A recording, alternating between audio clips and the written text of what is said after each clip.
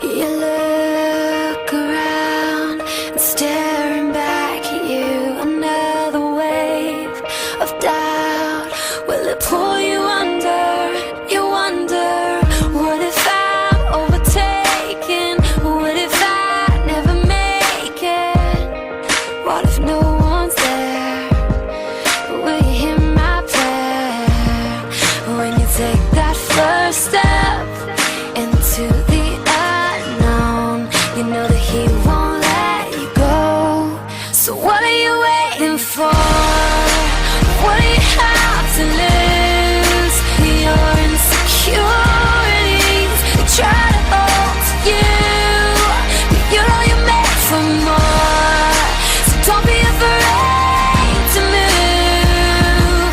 Your faith is all it takes, and you can walk on the water too.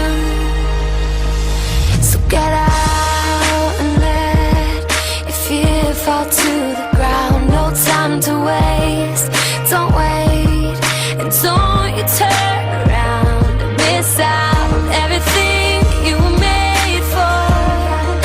I know you're not sure, so you play it safe. You try to run away.